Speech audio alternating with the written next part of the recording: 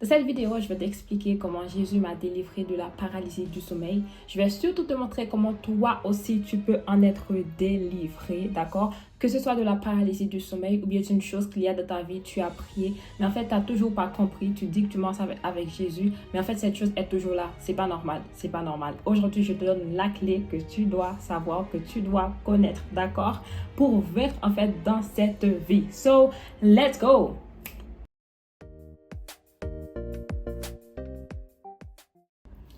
Alors, la paralysie du sommeil, c'est quoi? La paralysie du sommeil, brièvement, c'est lorsque tu dors, tu es conscient, c'est-à-dire tu veux te réveiller. Je dirais que tu es entre le sommeil et le réveil, mais en fait, tu n'y arrives pas. Parfois, tu vis des cauchemars, il y a des situations angoissantes, de l'anxiété. Ça peut se manifester de plusieurs manières.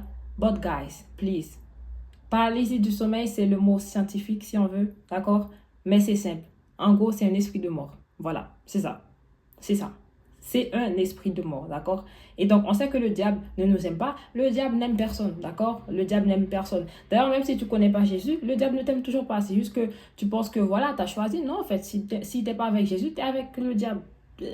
Obligé. Donc, d'accord? Ce que j'ai remarqué, en fait, c'est que quand j'étais petite, souvent quand je dormais, en fait, et je voulais me réveiller, je n'y arrivais pas. Et je voulais crier, je n'y arrivais pas. Et souvent, ça m'arrivait surtout les après-midi. Surtout les après-midi, en fait. Voilà pourquoi, au fil du temps, je ne voulais plus faire de sieste. Je n'aimais pas les siestes. Je ne voulais pas dormir pendant la journée parce qu'à chaque fois, il y avait la peur. Est-ce que je vais subir ça? Et je me souviens, une fois, j'étais dans la chambre de mes parents. C'était un après-midi, je dormais et je voulais me réveiller. Je n'y arrivais pas. Je luttais dans le sommeil. Je luttais. Je voulais crier comme ça. Mais en fait, c'est comme si il y avait quelqu'un qui me tenait comme ça, tu vois. Et en fait, je me souviens même, en fait, j'étais consciente de ce qui se passait autour de moi. Par exemple, ma mère est rentrée dans la chambre, mais je voulais crier, Mamie, aide-moi. Mais j'y arrivais pas, en fait. J'y arrivais pas parce que il y avait une main comme ça. Il y avait une main comme ça. C'est après, en fait, que Dieu me montrait que non, c'était pas juste, voilà, c'était pas juste une sensation. C'était tout simplement l'ennemi qui voulait t'étouffer, tu vois. Et au fond de moi, à chaque fois, je criais Jésus et Dieu finissait par m'en délivrer, tu vois. Mais ce que j'aimais pas, c'est qu'il y avait la peur. Il y avait la peur chaque fois que je vais m'endormir, est-ce que cela va m'arriver? Donc, c'était devenu quelque chose qui se passait régulièrement. Et ben, on va dire, quand je suis venue en France, il y a, je pense, près de 4 ans, ouais. Et pendant la première année, j'étais à l'église. J'étais à l'église et en fait, après 48 heures ou 72 heures de prière non-stop, je m'en souviens plus.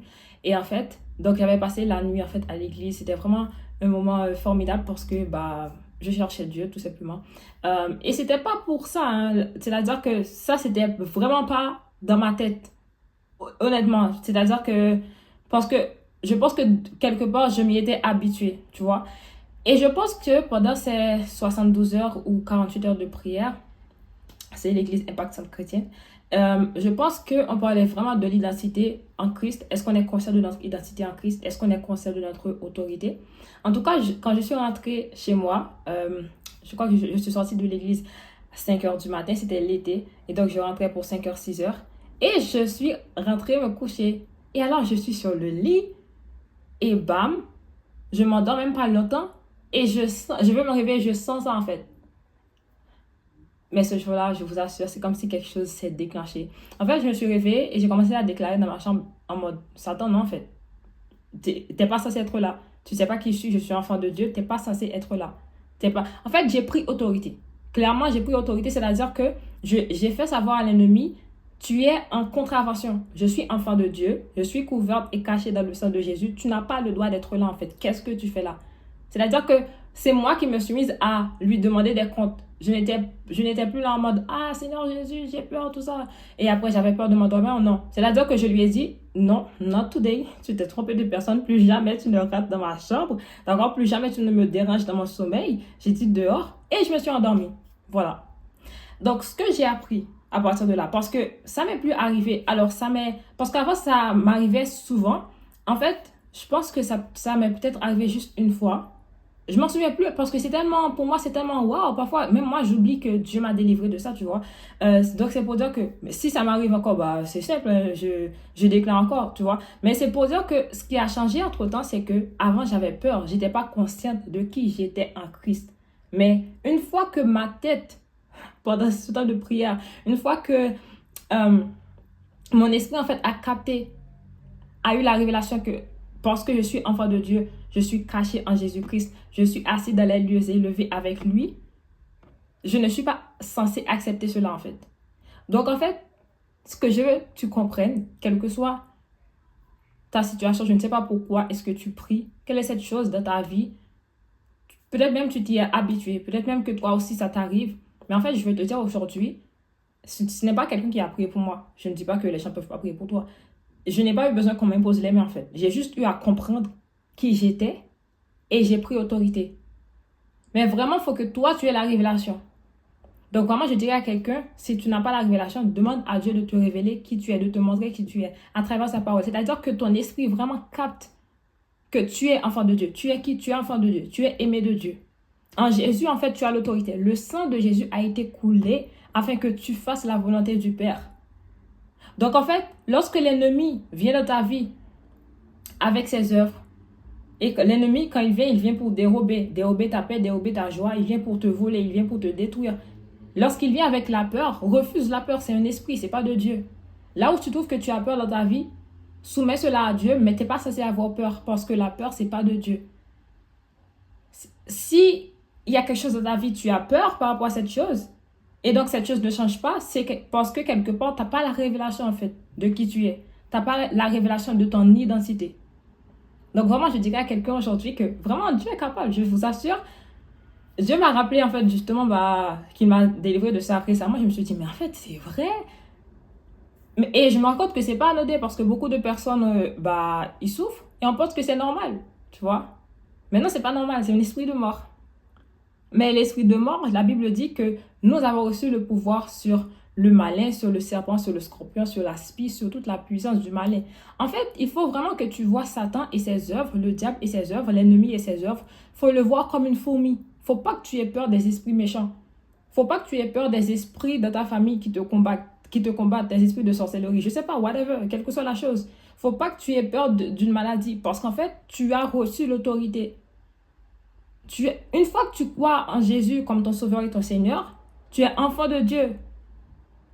Plaide le mérite du sang de Jésus sur ta vie. C'est-à-dire que moi, dans ma chambre, lorsque le diable m'a fait ça, et même quand je me réveille parfois la nuit après un mauvais rêve ou bien un cauchemar, je me réveille et je pense, je dis, parfois je me réveille, je m'endors, tu vois, je dis, tu sors, et je m'endors vite fait. Mais parfois, il y a une sorte de sainte colère, et en fait, dans ma tête, c'est, qu'est-ce que tu fais là? Tu n'es pas censé être là, tu es en contravention, tu vois pas qui je suis. Et je brandis le sang de Jésus. Tu vois pas le sang de Jésus là, sur ma porte? Tu vois pas qui je suis? Non, en fait, il y a erreur. Il y a erreur. Je suis enfant de Dieu. Tu n'es pas censé être là. Mais en fait, et le diable, il ne répond pas. Comment dire? Si tu n'as pas la conscience, il ne partira pas. S'il y a encore une once de peur, il ne partira pas. Donc, il faut vraiment, en fait, parce que parfois on prie. Mais si tu ne pries pas dans la victoire, c'est-à-dire que tu es conscient que tu es déjà victorieux, rien ne va se passer. Si tu ne pries pas en étant conscient que parce que je suis en Christ, en fait, ça ne peut pas m'arriver, rien ne va se passer. Donc vraiment, ce court témoignage, c'est pour dire à quelqu'un que la clé, en fait, je ne sais pas pourquoi tu pries, mais de ta délivrance, de ta guérison, en fait, quelle que soit la chose dans ta vie, peut-être même toi aussi, tu souffres de ça, c'est pas normal, il ne faut pas accepter. Mais la clé, c'est juste, sois conscient de qui tu es en Christ. Sois conscient de ton autorité. Sois conscient de ton identité en Christ, en fait. Avant même de prendre autorité, l'apôtre Van Castano le dit souvent, avant même de prendre autorité, il faut que tu sois d'abord conscient de qui tu es. Parce que, encore une fois, il y a beaucoup de personnes et ça m'est déjà arrivé, à chaque fois que peut-être j'étais dans une situation, je proclamais. Mais tant que moi, je ne suis pas consciente de ce que je dis, rien ne se passe. Parce qu'encore une fois, dans le monde spirituel, on sait si tu as peur ou pas. On sait si tu es conscient de ce que tu répètes ou pas. Tu peux dire, ah oui, au nom de Jésus, voilà. Mais en fait, dans la réalité, tu n'es pas conscient de cela. Donc, rien ne se passe. Il n'y a rien. Il faut que tu saches vraiment que dans le monde spirituel, tant que toi, tu n'es pas conscient d'une vérité, même si tu répètes la chose, rien ne se passe, rien ne bouge. Parce qu'en fait, c'est soit tu pries en sachant que tu es déjà victorieux, ou bien tu pries dans la peur. Or, quand tu pries dans la peur, nothing moves. Rien du tout. Donc, aujourd'hui, vraiment, je te dis, la clé, c'est de savoir qui tu es en Christ. Et conscience de ton autorité en Christ. Parce qu'une fois que tu sais qui tu es en Christ, tu sauras également que tu as l'autorité en Christ. Et donc, parce que tu as l'autorité en Christ, tu ne peux pas accepter les œuvres du malin, les œuvres du diable dans ta vie. Alors, tu prendras autorité et tu verras cette chose va te laisser. Et pour finir, je dirais aussi à quelqu'un, expose-toi beaucoup à des temps de prière, des temps d'adoration. Des temps de... En fait, parce que dans ces temps d'atmosphère, dans la présence de Dieu, juste tu viens pour Dieu, tu vois. Dieu, en fait, te rend conscient vraiment de qui tu es en lui. Parce qu'il se révèle à toi. Et quand Dieu se révèle à toi, toi aussi tu sais qui tu es en lui. J'espère que vous m'avez comprise. Parce que, vous voyez, moi, quand j'ai été consciente de cela, c'était après des temps de prière, des temps d'adoration, des temps de louange. Et je vous dis, je ne savais même pas en fait que je devais prier pour cette chose. Mais c'est après, en fait, quand je me suis endormie, je me suis dit, mais en fait, non, ça, c'est pas l'œuvre de Dieu, ça, donc ça doit partir, tu vois. Donc, voilà. En tout cas, j'ai juste prié pour vous, pour que vous soyez consciente, en fait, de qui vous êtes en Christ.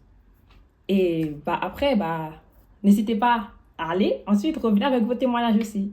Parce que je sais que Dieu veut justement délivrer des personnes de paralysie du sommeil ou quelle que soit la chose qui te tourmente, toi, dans ta vie. Mais sache que tu as le pouvoir, à travers ta bouche et à travers ta langue, tu as le pouvoir, en fait, de commander à cette situation. Ah Père, je te rends grâce. Je te rends grâce au Dieu pour chaque personne qui a regardé cette vidéo.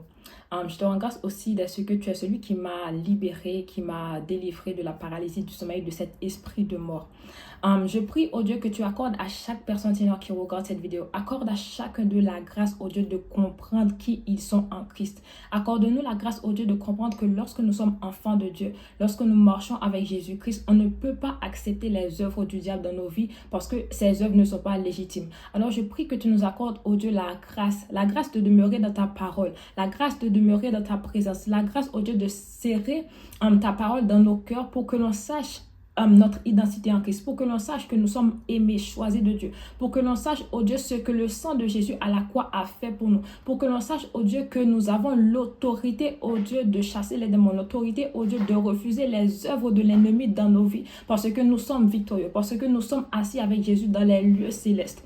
Merci, oh Dieu, de ce que tu accordes à quelqu'un, oh Dieu, la grâce de te chercher, la grâce de te chercher toi.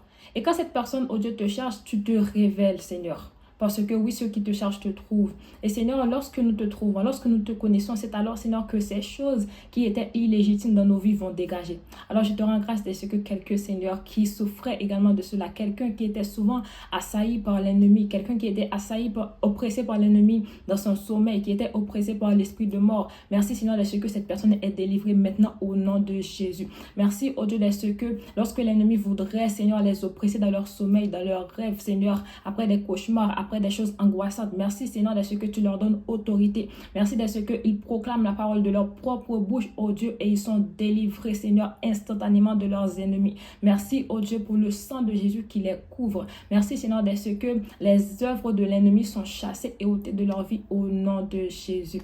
Seigneur, merci, Seigneur, de ce que, à travers cette vidéo, vraiment, quelqu'un qui peut-être était découragé, quelqu'un qui se disait, ma situation ne changera jamais. Mais merci de ce que cette personne, Seigneur, réalise qu'en réalité, il y a puissance dans le sang de Jésus. En réalité, il y a puissance et délivrance dans le sang de Jésus. Il suffit juste d'être conscient de qui nous sommes en lui et de proclamer ce qu'il a dit sur nos vies.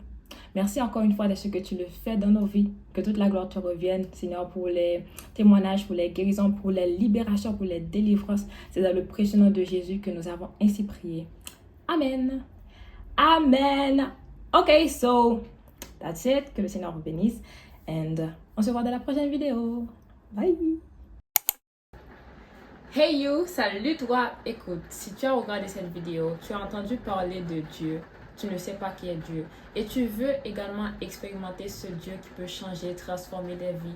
Ce Dieu qui sauve, ce Dieu qui guérit, ce Dieu qui pardonne. Ce Dieu qui te donne une joie et une paix que les hommes ne peuvent pas donner. Ce Dieu qui te soutient quand tout va mal. Ce Dieu qui est avec toi dans tous les moments.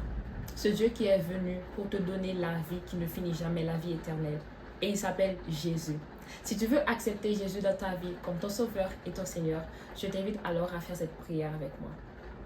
Seigneur Jésus, je te remercie pour ta vie.